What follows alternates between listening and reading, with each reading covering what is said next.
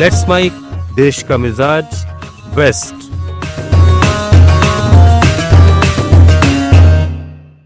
देश का मिजाज, आइए जानते हैं पश्चिमी भारत की कुछ खास खबरें। शिवसेना उद्धव के नेता और राज्यसभा सांसद संजय राउत ने एक बार फिर चुनाव आयोग और बीजेपी पर आरोप लगाए हैं। मुंबई में उन्होंने कहा कि उन्हें डर है कि पहलगाम में आतंकवादी हमले में शामिल लोग महाराष्ट्र में आकर बीजेपी में शामिल हो सकते हैं। उन्होंने इस बयान के जरिए बीजेपी पर गंभीर सवाल खड़े किए। उद्धव ठाकरे और राज ठाकरे के साथ आने की चर्चा पर पूर्व केंद्रीय मंत्री नारायण राणे ने अपना बयान दिया। उद्धव ठाकरे ने कहा कि दो भाई साथ में आ रहे हैं तो बीजेपी को तकलीफ क्यों हो रही है।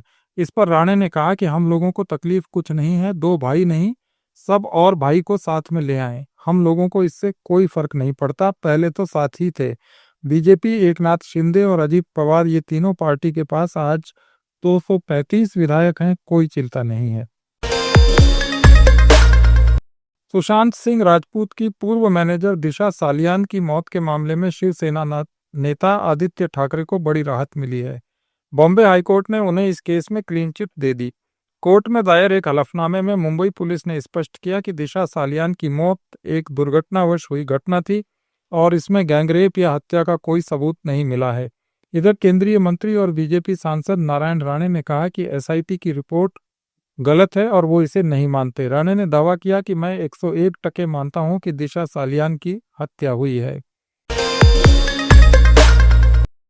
अहमदाबाद में आम आदमी पार्टी के संयोजक अरविंद केजरीवाल ने कहा कि पार्टी बिहार में अकेले चुनाव लड़ेगी।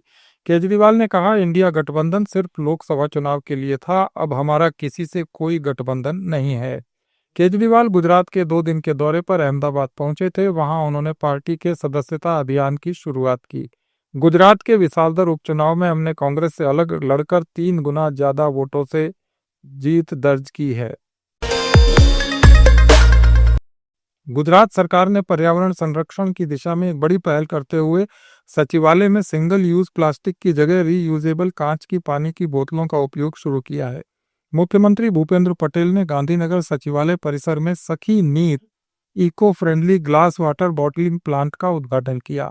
वन और पर्यावरण विभाग की इस पहल को महिलाओं के स्वयं सहायता समूह सखी मंडल की ओर से संचालित किया जाएगा। गुजरात के दाहोद में फूड पॉइजनिंग का मामला सामने आया है। दाहोद के एक स्कूल में रात का खाना खाने के बाद छात्र बीमार हो गए। 370 छात्रों में से अब तक 69 को अस्पताल में भर्ती कराया गया है। पहले ये संख्या 12 थी जो धीरे धीरे बढ़ गई। डॉक्टरों ने बताया कि स्कूली छात्रों को पेट दर्द और उल्टी की शिकायत थी। शिवसेना उपनेता सुनील बागुल पर महाराष्ट्र के पूर्व मुख्यमंत्री उद्धव ठाकरे ने एक्शन लिया है। बागुल को पार्टी विरोधी गतिविधियों के कारण शिवसेना से निष्कासित कर दिया गया है। राज्यसभा सांसद संजय राउत ने एक्स पर पोस्ट कर बताया कि यह कार्रवाई शिवसेना यूबीटी प्रमुख उद्धव ठाकरे के आदेश पर की गई है। बागुल नासिक से ताल्लुक रखने वाले हैं। संजय राउत ने बताया कि शिवसेना प्रमुख उद्धव ठाकरे के आदेश पर प्रथमेश गीते को नासिक महानगर पालिका का प्रमुख नियुक्त किया गया है। गोवा की बीजेपी सरकार ने राज्य की विधवा महिलाओं के लिए एक बड़ी घोषणा की है। ऐसी महिलाएं जिनके बच्चों की उम्र 21 वर्ष से कम है, राज्य सरकार की ओर से इन विधवाओं को 4,000 रुपए की मासिक आर्थिक सहायता दी जाएगी। मुख्यमंत्री प्रमोद सावंत की अध्यक्षता में हुई बैठक में यह निर्णय लिया गया। मीडिया ने मुंबई कांग्रेस अध्यक्ष और सांसद वर्षा गायकवाड़ से पूछा कि राहुल गांधी और अखिलेश यादव में नेता विपक्ष बनने की होड़ की चर्चा है। ये थी आज की पश्चिमी भारत की कुछ खास खबरें। अपडेट्स के लिए जुड़े रहिए लेट्स माइक के साथ। आप सुन रहे थे let's mic more than radio. Follow कीजिए हमें हमारे सोशल मीडिया प्लेटफॉर्म्स पर। It's time for news. It's time for More Than Radio. Presenting the first radio news app, Let's Mic. Let's Mic, a news-based app on your phone where you get to watch and listen news, talk shows, interviews, radio show podcasts. On Let's Mic, you get all relevant information of TV, print, radio, podcast and digital. Let's Mic talks about every segment of life.